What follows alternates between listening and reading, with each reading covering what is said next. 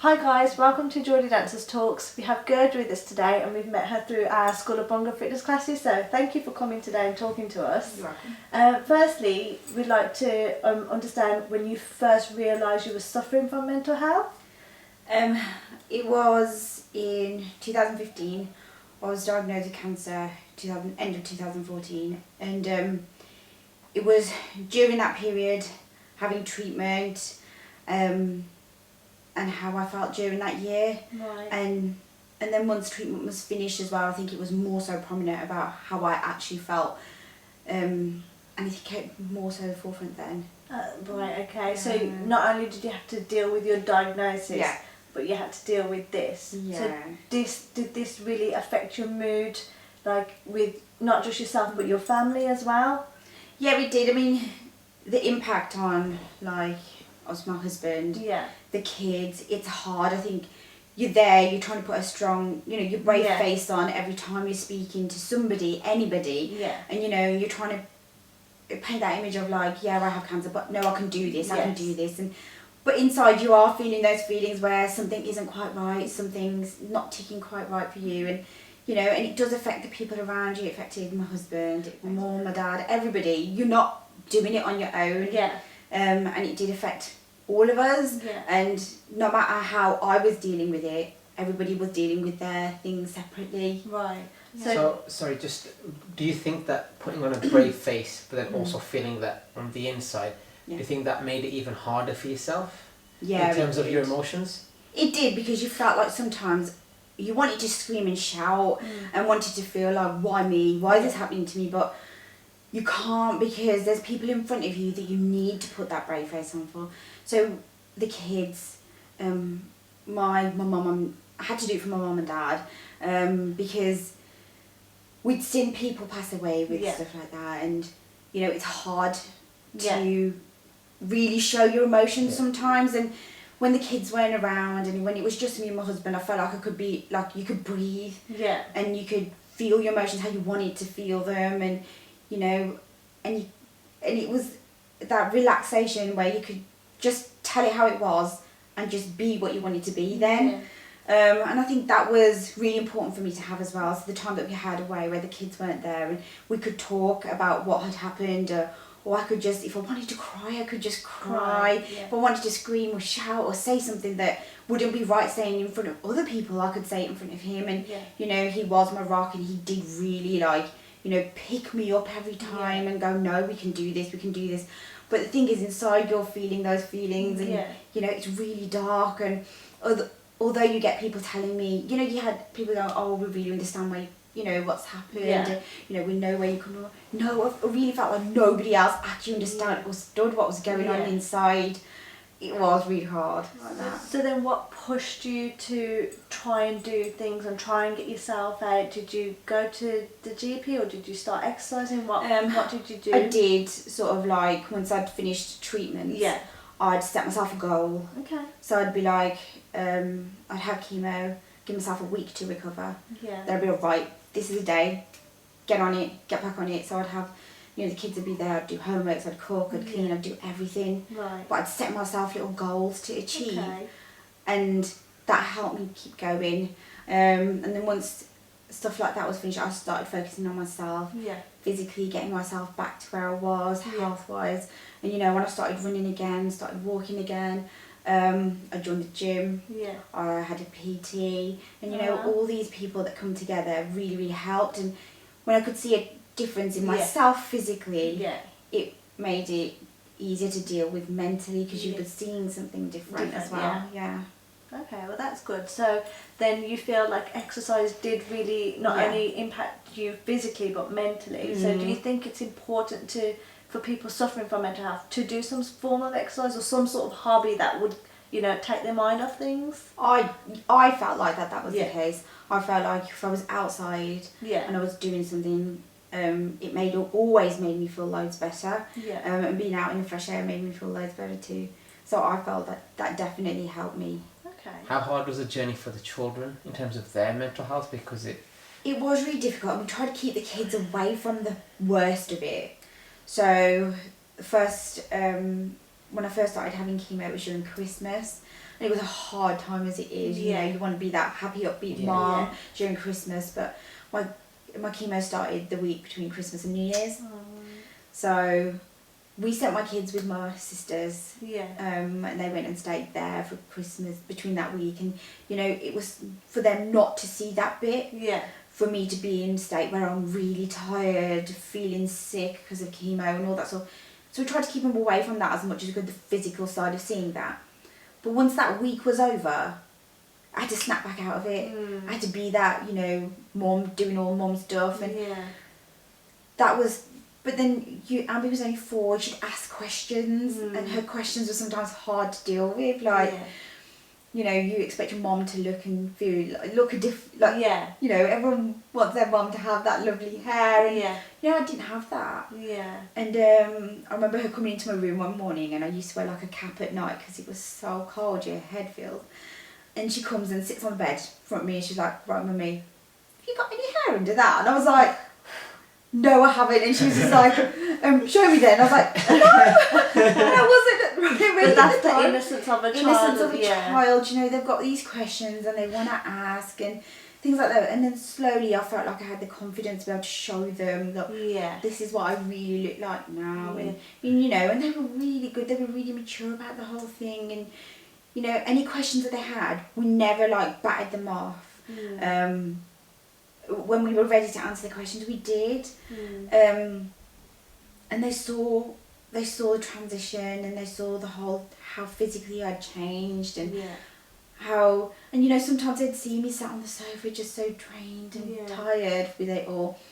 But they were really good, and they were really mature about it. And so how important then would you state to fellow other parents in terms of the transparency with your kids, especially when you're going through such a difficult time where the outcome is 100% unknown, you just don't know?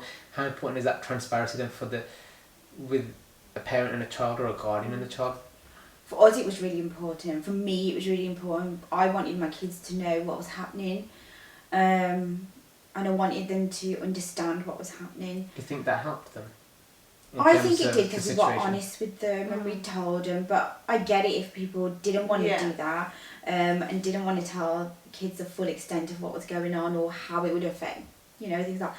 But I think that was our personal choice. It was something that we thought was really important, and definitely was important to me to tell the kids, and for me to be the one to tell the kids, because we discussed it first and we said that we'd tell the kids together. But then I remember one evening I thought I felt brave, and I was like, I'm going to do this. So we were sat there, the kids were watching TV. I was like, "Right kids, let's switch the telly off, I've got something to tell you." So I told them, and I explained to them what had happened, and that this is what's happened, but this is what the doctor's going to do. And it might make me feel unwell for a bit, but it's because it's going to make me feel better for the bigger picture, you know. And that will really help. So I think to manage the kids' emotions, that was important.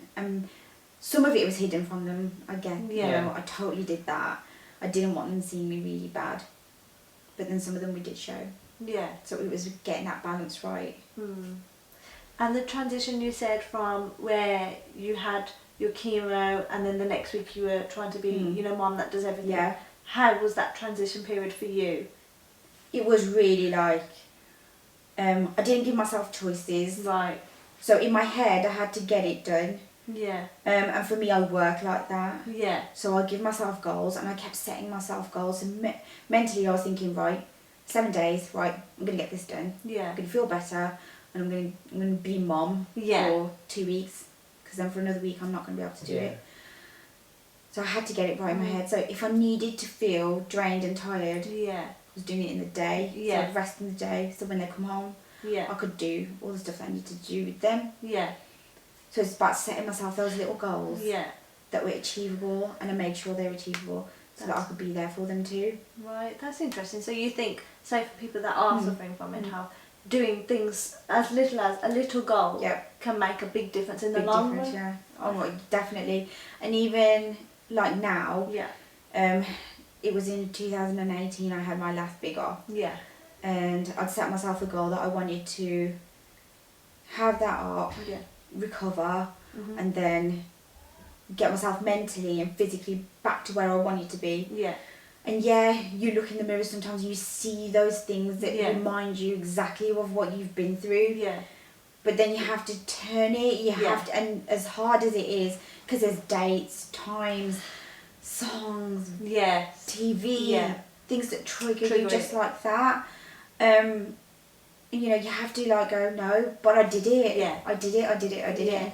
You have to give yourself that credit. Yeah. And you know, I got myself back into shape. I mean, when I started coming to the class, I remember coming, I was like, right, I love bhangra, I love dancing. And I was like, right, I'm going to learn how to dance properly. I'm going to lose some weight with this as well. So I thought, it happened at the beginning of the year. I was like, great, I'm going to do this. Yeah. I've lost weight. Yeah. It made me feel great. Yeah. You know, and it's the one thing that gets me through on a Monday. Yeah. I was like, well, I'm going to go and do this on a Monday. And it really helps. Yeah. You know, a lot of people get the Monday blues. Yeah. Like Sunday night blues from Monday work. And you know, I get through Monday, hard as it is, works out the way. And I know I'm going to class on Monday evening. Small goals like that get me through my week. And it's really important for me to be out there and doing something that's going to make a difference to me. Yeah. So I set myself that goal last year. I'm going to lose weight and get fit. Yeah. So I lost weight, I got fit, and I'm still going through that journey. And then at the end of last year, when I hit my 5 year, you know, I sat in the car that week before class and cried my eyes out because I was so like, I can't believe I've got through to this time. I cried. I had one of Ralph's cousins messaging me. I was talking to her, I go, all I want to do is cry. And she was like, well, do it then. And I was like, right. So I sat, cried. And then I was like, right, I'm going to get up and do this class now. So I got up and danced in class. And you're thinking, oh my God. But sometimes you need that moment. I need that moment, and I needed it. And like today now, you've won your battle, and like you've done really well to like overcome that. Honestly, it's really impressive. But then focusing on your mental health as of today, for example. How do you think why do you think you still suffer in terms of that despite overcoming a battle already? Why do you think? I think I suffer because I give myself a hard time about it too. And I have physical reminders of what I've been through, and I look nothing like I used to, and things like that reminds me of that. And that was the only reason I look the way I do.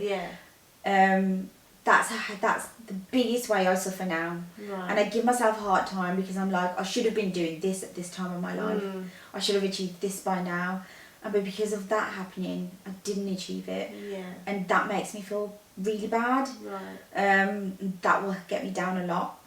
Then how do you deal with that emotion then? So I get really angry with myself. I get really annoyed with myself, and I'll go quiet in myself, and I won't really talk much. But then slowly I'll get the courage, and I might text somebody. I might my sisters or somebody, and I'll go, you know, this is how I'm feeling, and they'll be like, right. And sometimes you just need a good talking to, and somebody to just voice it to. So that might help. Lift it off, and you know, that has always helped me to be able to talk to somebody.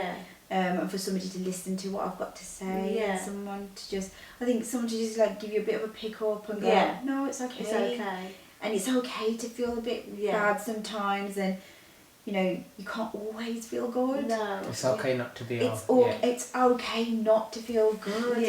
But then it's okay to be able to tell somebody you're not feeling good too.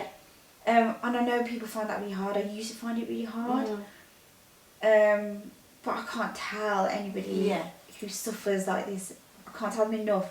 Just tell somebody. Just talk to somebody. You know, and they might make you feel a little bit better.